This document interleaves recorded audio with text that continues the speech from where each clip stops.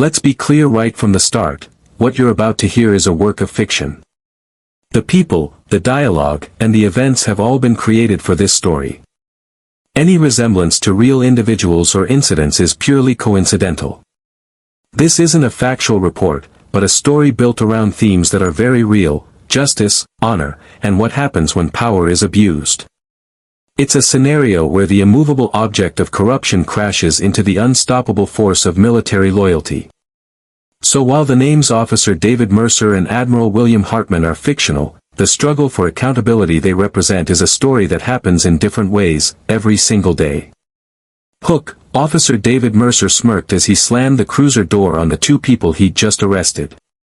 To him, they were just a couple of thugs in the wrong neighborhood, another easy statistic to pump up his record. He was the law, protected by his badge and a system he knew how to play like a fiddle. In his mind, he was untouchable. What he didn't know, what he couldn't possibly imagine, was that in less than 24 hours, he wouldn't just be facing a judge, he'd be standing in a courtroom, pale and stammering, as a four-star admiral of the United States Navy walked in to personally tear his career apart. Section 1, The Predator. To get the sheer arrogance of Officer David Mercer, you have to understand the world he'd carved out for himself. It was a kingdom of cracked asphalt and flickering streetlights, and he was its self-appointed king. For 15 years, Mercer had worn his uniform not as a symbol of service, but as a crown. He wasn't a guardian, he was a gatekeeper. And his main job, as he saw it, was deciding who belonged and who didn't. Mercer was a man soured by bitterness. He'd watched younger, more charismatic officers climb the ranks while he stayed a street cop. He didn't blame his own corrosive personality, of course. He blamed a world that had gone soft, a world that no longer respected men like him, men who weren't afraid to get their hands dirty. His style of policing was a throwback to a darker time, a brutal philosophy whispered down from cynical cops before him: hit first, ask questions later, and always control the story. His hunting ground was the city's most vulnerable neighborhoods, places where people were less likely to fight back, where a complaint form or a body cam file could get lost without anyone noticing. He had a predator's nose for weakness, a sixth sense for spotting the person who had no one to call, the one who would be believed the least. Over the years, he had perfected his craft. A simple traffic stop could become a felony drug charge with a conveniently discovered baggie. A noise complaint could escalate to resisting arrest if someone dared to question his authority. His locker at the precinct was a graveyard of dropped complaints, each one a testament to the thick blue wall that protected him. His colleagues were split. The veterans, men as jaded as him, saw him as a necessary evil, a bulldog who did the dirty work they no longer had the stomach for. The younger officers, though, watched him with a mix of fear and contempt. One of them was Officer Henderson, a rookie barely 6 months on the job. Henderson had joined the force dreaming of community service and making a real difference. Instead, he got paired with Mercer, and his education was swift and brutal. Henderson had seen Mercer palm a small envelope of white powder before approaching a car full of teenagers. He'd heard the casual, venomous slurs Mercer would mutter after letting a wealthy driver go with a warning.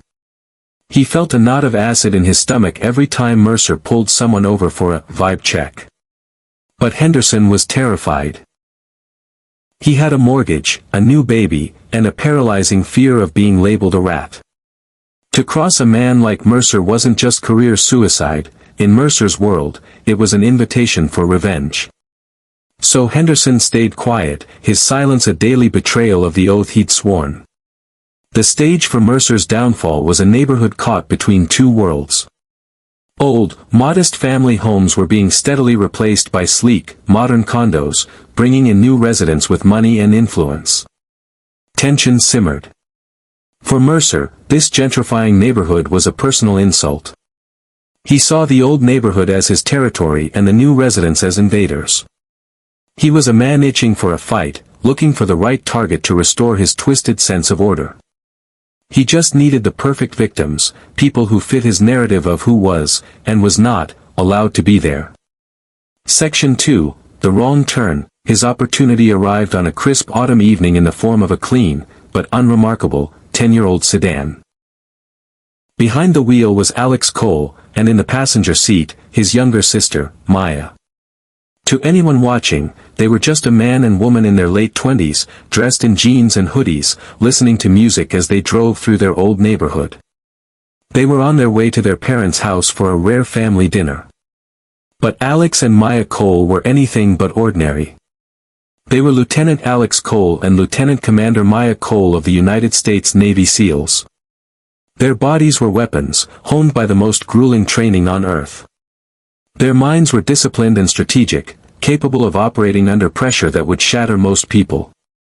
They had served on multiple deployments, operating in the shadows of the world's most dangerous places.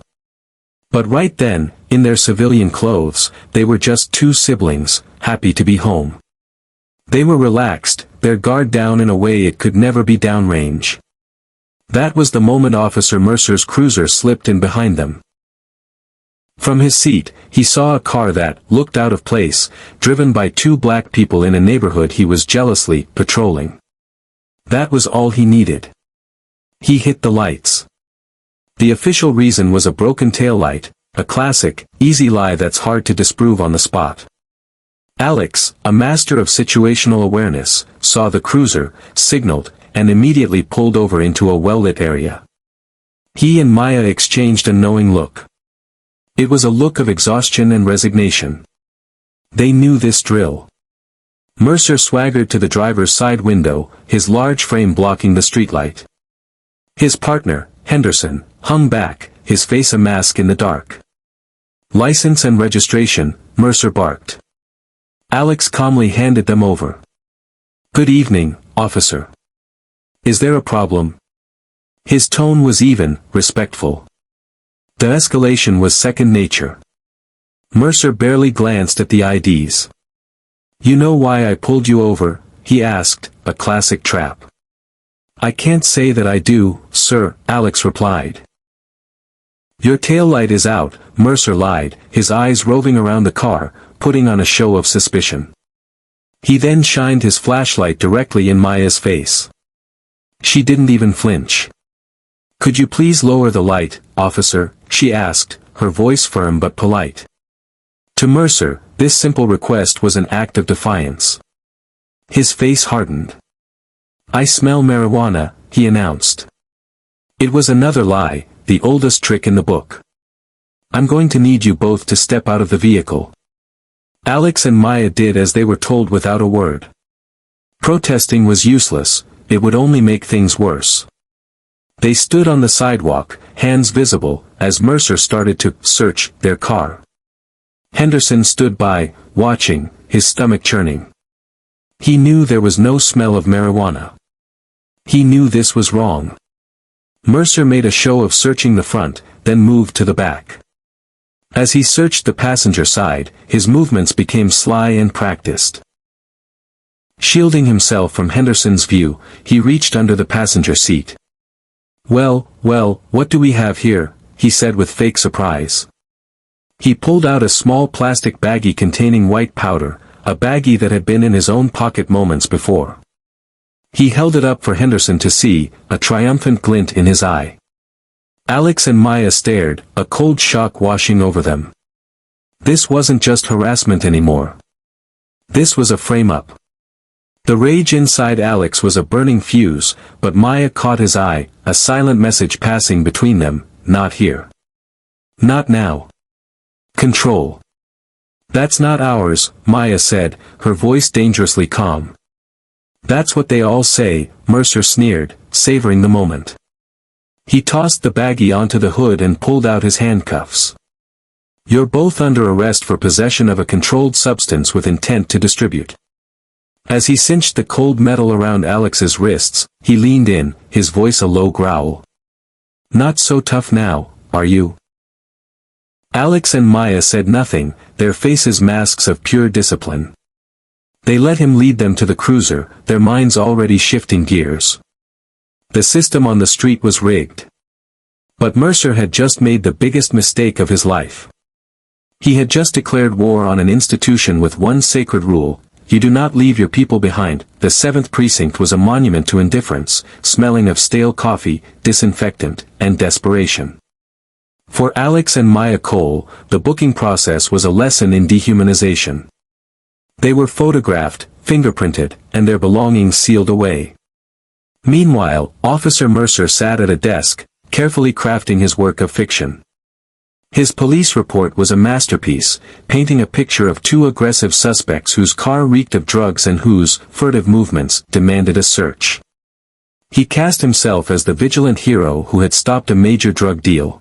He made sure to delay their phone call, a petty power play to let them stew in a holding cell. When they were finally led to the phone, Mercer watched with a smug grin, expecting a frantic call to a parent or a lawyer. They did neither. Maya picked up the receiver and dialed a 10-digit number from memory. The call was answered on the first ring. Her words were brief, cold, and spoken with a precision that sounded alien in a police station.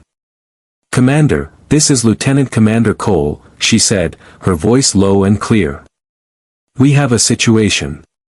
Civilian law enforcement, Precinct 7, Pacific Grove. The charge is 211.5, fabricated evidence. Requesting legal liaison and flag officer notification. Stormbird Protocol is active." Stormbird Protocol wasn't in any public manual. It was a designation for a dire emergency involving special operators on U.S. soil, especially when facing corrupt local authorities. It was a silent alarm that went straight to the top. The voice on the other end was just as clipped. "Confirmed, Stormbird is active. Sit tight. The fleet is on its way." The line went dead. Maya hung up. Alex gave her a slight nod.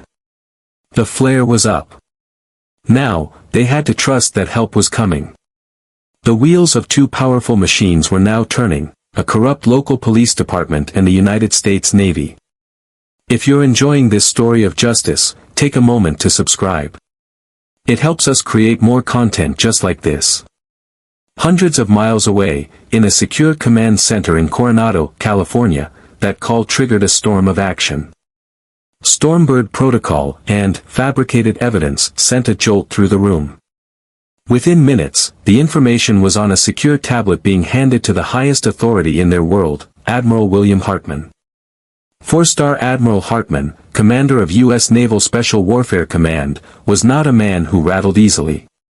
A former SEAL himself, he was a living legend known for two things: his icy calm in a crisis, and a fiercely protective devotion to the people under his command. He didn't just know their names, he knew their histories, their strengths, their families. And he knew the Cole siblings personally. He'd overseen Maya's advancement and had hand-picked Alex for the teams. They weren't just assets, they were his people. He read the report, his face a stone mask, a dangerous stillness settling over him. Hartman's fury was never loud, it was cold, precise, and terrifyingly efficient. He looked up at his aide. "Get me Commander Amelia Vance from the JAG Corps. I want her and her best team on a jet within the hour. Get the Secretary of the Navy on a secure line. And I want every piece of data you can find on an Officer David Mercer, 7th Precinct, Pacific Grove. Service record, complaints, financials, his high school yearbook, I want everything. Dig." Commander Amelia Vance of the Judge Advocate General's Corps was the Navy's legal scalpel. Brilliant, relentless, and with zero tolerance for injustice against her sailors. When she got the call, she knew how serious it was. Within minutes, her team was pulling data and mobilizing. Back in Pacific Grove, the first tremor hit Mercer's world via a phone call. His precinct captain, a man who usually let him run wild, sounded shaky. "Dave, what the hell did you do?" the captain asked. "I just got off the phone with the Navy's JAG Corps. They're asking about two people you brought in. A lieutenant commander and a lieutenant. They're calling them high-value personnel." Mercer felt a tiny prickle of anxiety but laughed it off. "Just a couple of military guys who got out of line, Cap. Nothing to worry about." The evidence is solid. But the words, high-value personnel, stuck with him.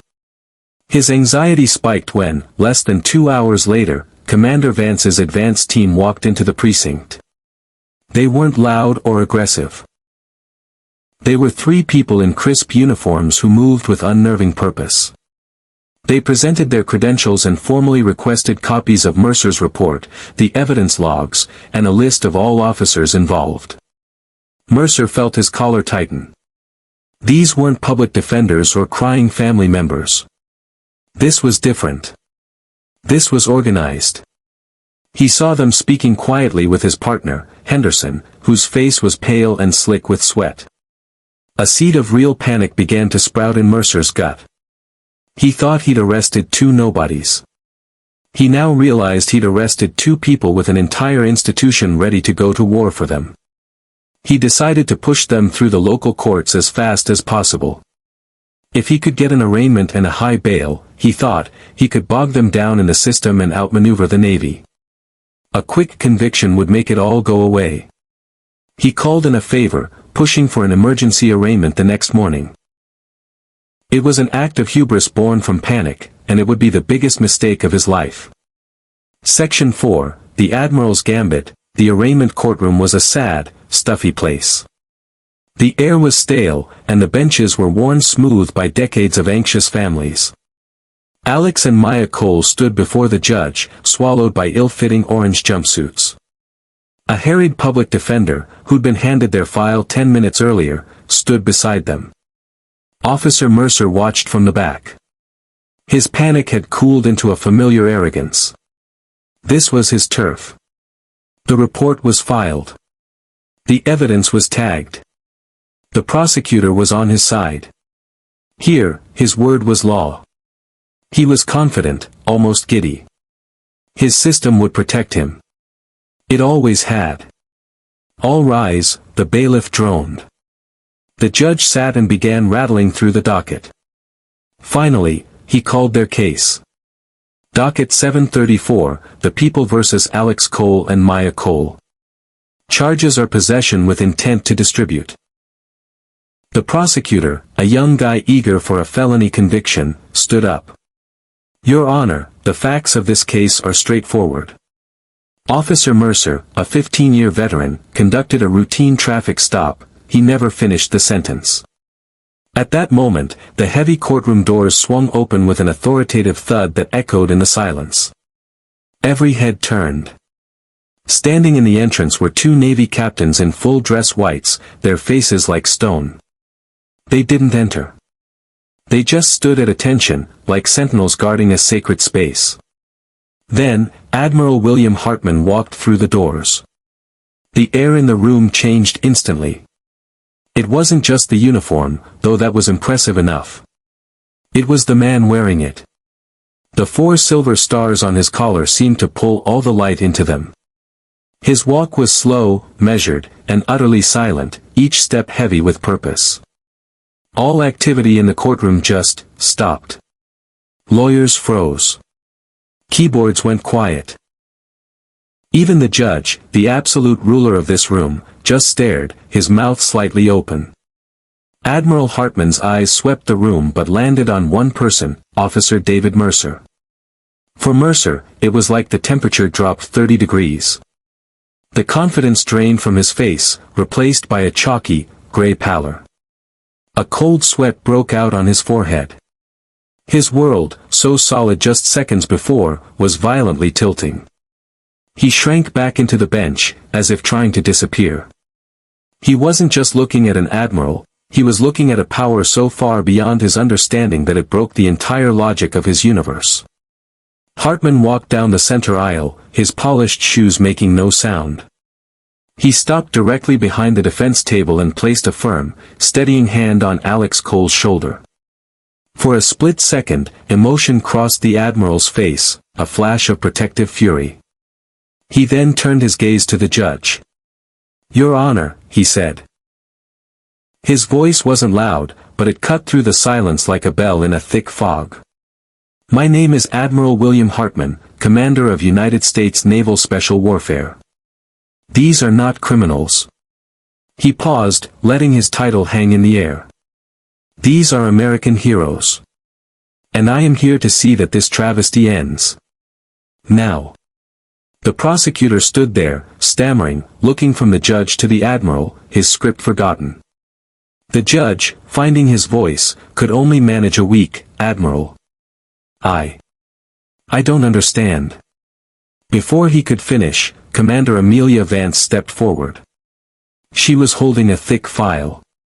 "Your Honor, Commander Amelia Vance, JAG Corps.